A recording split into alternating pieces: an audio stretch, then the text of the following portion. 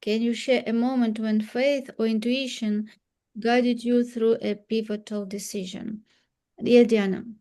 Yeah, I can speak to this one because it's been such a I don't even have a word for it. During COVID, uh, my brick and mortar, like so many, they needed to shut down at least temporarily during that time, and one didn't know how long that might last. And so uh, I went into that question. How do I pivot? What's needed here?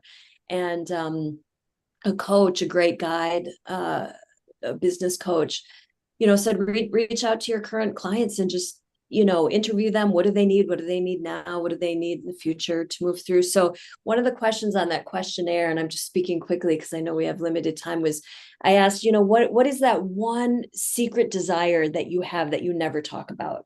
And I just wanted to see if I could mine something from that place that would help me serve them.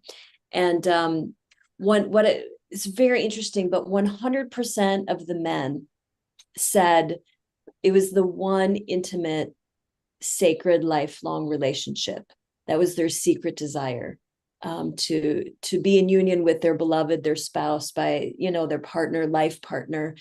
And so I started looking really deeply into that. And through the course of my work as a life coach, I recognized that over and over and over again as I'm working with my client. This question or this challenge of relationship is constantly on the table, whether it's a business coaching client or a physical fitness coaching client, whatever they come to me for, it always comes back to what's happening with their beloved at home. If it's thriving, if it's challenging, it's because it's such a distraction of the mind. So on this one, it was the moment came when I chose not to fear. So something had happened in my life where um, my values, my need to understand things, my what I expected others to do, how I expected life to be, were all violated. And when those things happen, it can create, great havoc within our internal systems because things don't make sense. And the way that people act it's a threat state, and things are happening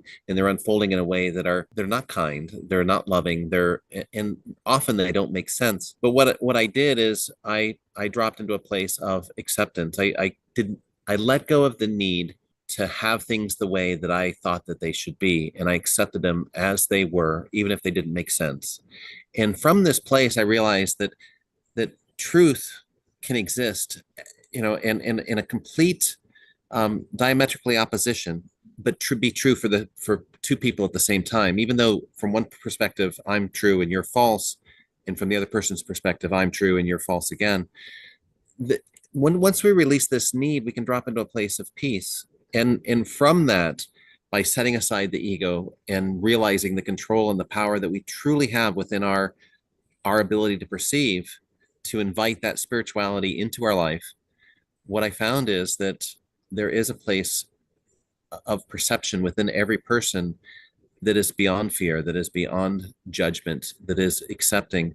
And from that place, that is where we can actually make true connection with other people.